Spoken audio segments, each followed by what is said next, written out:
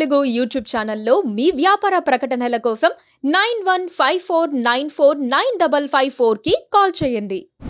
మహిళలంటే ఏమాత్రం గౌరవం లేని పైపెచ్చు చాలా చులకన భావమున్న ముగ్గురు పురుష నేతలు ఈ ఎన్నికల్లో మహిళా అభ్యర్థుల చేతుల్లో ఓడిపోబోతున్నారా? మహిళా శక్తి ఈ ముగ్గురు నేతలకు ప్రజాస్వామ్యబద్ధంగా గుణపాఠం చెప్పబోతోందా? ఇప్పుడు ఆంధ్రప్రదేశ్ రాజకీయ వర్గాల్లో దీనిపైనే చర్చ నడుస్తోంది. మహిళలను తక్కువగా అంచనా వేసేవారు పెనాల్టీ పే చేయక తప్పదని రాజకీయ పరిశీలకులు అంటున్నారు. ఎన్నికల నగారా మోగేసింది. మే 13న ఆంధ్రప్రదేశ్లో ఎన్నికలు జరగనున్నాయి. జూన్ 4న ఫలితాలు వెలువడతాయి. ఈ ఎన్నికల్లో 3 నియోజకవర్గాల్లో పోటీపై సర్వత్రా ఆసక్తి కనబడుతోంది. ఎందుకంటే టీడీపీ, జనసేనలకు చెందిన ముగ్గురు కీలక నేతలు ఈ 3 నియోజకవర్గాల్లో బరిలో దిగుతున్నారు. టీడీపీ అధినేత చంద్రబాబు నాయుడి బావ నందమూరి బాలయ్య, ఆయన అల్లుడు చంద్రబాబు తనయుడు నారా లోకేష్, జనసేన అధ్యక్షుడు కొణిదెల పవన్ కళ్యాణ్లు పోటీ చేయబోతోన్న నియోజకవర్గాల గురించి రాజకీయ వర్గాల్లో చర్చ నడుస్తోంది. ఈ 3 నియోజకవర్గాల్లోనూ ఈ ముగ్గురు నేతలను కంగారు పెడుతోన్న వైఎస్ఆర్ కాంగ్రెస్ అభ్యర్థులు ముగ్గురు కూడా మహిళలే కావటం విశేషం. నందమూరి బాలకృష్ణ మరోసారి హిందూపురం నియోజకవర్గం నుంచి పోటీ చేస్తున్నారు. బాలకృష్ణపై వైఎస్ఆర్ కాంగ్రెస్ పార్టీ ఒక మహిళను బరిలో దింపింది. తిప్పేగౌడ నారాయణ్ దీపికకు వైఎస్ఆర్ కాంగ్రెస్ పార్టీ టికెట్ కేటాయించింది.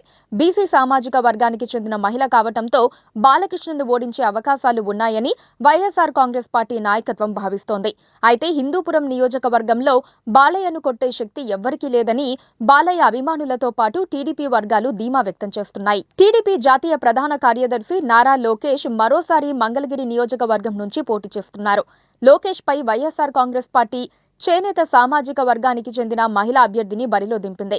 బీసీ ఓటర్లు అత్యధిక సంఖ్యలో ఉన్న మంగళగిరి నియోజకవర్గంలో అదే వర్గానికి చెందిన మురుగుడు లావణ్యకు పార్టీ నాయకత్వం టికెట్ కేటాయించింది. 2019 ఎన్నికల్లో మంగళగిరి నుంచి పోటీ చేసిన నారా లోకేష్ వైఎస్ఆర్ కాంగ్రెస్ అభ్యర్థి ఆళ్ల రామకృష్ణారెడ్డి చేతిలో ఓడిపోయారు. ఈసారి కూడా లోకేష్ ను ఓడించి తీరాలన్న పట్టుదలతోనే వైఎస్ఆర్ కాంగ్రెస్ పార్టీ బలమైన అభ్యర్థి అయిన లావణ్యకు అవకాశం ఇచ్చింది. ఇక జనసేన నాయకుడు పవన్ కళ్యాణ్ ఉమ్మడి తూర్పుగోదావరి జిల్లా పిఠాపురం నియోజకవర్గం నుండి పోటీ చేసే ఆలోచనలో ఉన్నారు. ఆయన వైఎస్ఆర్ కాంగ్రెస్ అభ్యర్థి వంగా గీతను ఎదుర్కోవాలి. ఉన్నత చదువులు చదివిన విద్యావేత్త వంగా గీత. ఆమె రాజకీయంగానూ సుదీర్ఘ అనుభవం ఉన్నవారు. 6 ఏళ్ల పాటు రాజ్యసభ సభ్యురాలిగా, 5 ఏళ్ల పాటు ఎంపీగా వ్యవహరించిన వంగా గీత 2009లో పిఠాపురం నియోజకవర్గం నుంచే గెలిచి ఎమ్మెల్యే కూడా అయ్యారు. సేవా కార్యక్రమాలతో నిత్యం ప్రజలతో మమేకమవుతూ ఉండే వంగా గీత పట్ల నియోజకవర్గంలో చాలా మంచి పేరుంది.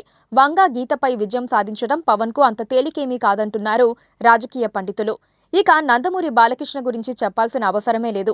సినీ పరిశ్రమలో అత్యంత వెకిలిగా మాట్లాడగల ఆర్టిస్ట్గా బాలయ్యకు పేరుంది. ఓ కార్యక్రమంలో మహిళల సమక్షంలోనే నందమూరి బాలయ్య మాట్లాడుతూ అమ్మాయిలు కనిపిస్తే ముద్దైనా పెట్టాలి, లేదంటే కడుపైనా చెయ్యాలి అంటూ పరమ లంగా భాష మాట్లాడారు. ఆడబిడ్డకు తండ్రి ఉండి తన కూతురు వయసుండే అమ్మాయిల సమక్షంలో అమ్మాయిల గురించి ఇంత నీచంగా మాట్లాడారంటే బాలయ్య ఎంత దిగజారి మాట్లాడతారో అర్థం చేసుకోండని వైఎస్ఆర్ కాంగ్రెస్ పార్టీకి చెందిన మహిళా నేతలంటున్నారు. ఇక మూడో నాయకుడు పవన్ కళ్యాణ్. మహిళలను దేవతలుగా కొలిచే పుణ్యభూమిలో పుట్టి 3 పెళ్లిళ్లు చేసుకుని మహిళలపై తనకే పార్టీ గౌరవం లేదని చాటుకున్నారని ఆయన ప్రత్యర్థులంటున్నారు. అయితే వ్యక్తిగత జీవితాల్లోకి తొంగి చూడడం కరెక్ట్ కాదంటున్నారు జన సైనికులు. అలాగే బాలయ్య సరదాగా చేసిన కామెంట్స్ కి విపరీతార్థాలు తీయటం దుర్మార్గమని టీడీపీ నేతలంటున్నారు. మొత్తానికి ఈ ముగ్గురు నేతలపై మహిళా అభ్యర్థులు బరిలో ఉండటం ఆసక్తి కలిగిస్తోంది. ఈ ముగ్గురు మహిళలు వైఎస్ఆర్ కాంగ్రెస్ వారే కావటంతో ముగ్గురు మహిళలు గెలిచి ఈ ముగ్గురికి గుణపాఠం చెబుతారని వైసీపీ ప్రచారం చేస్తోంది. వాళ్ళకంత సీన్ లేదని టీడీపీ, జనసేనలు కౌంటర్ ఇస్తున్నాయి.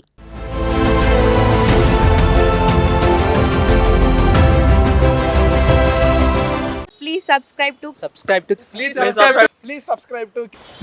to KTV Telugu. KTV Telugu. KTV Telugu channel.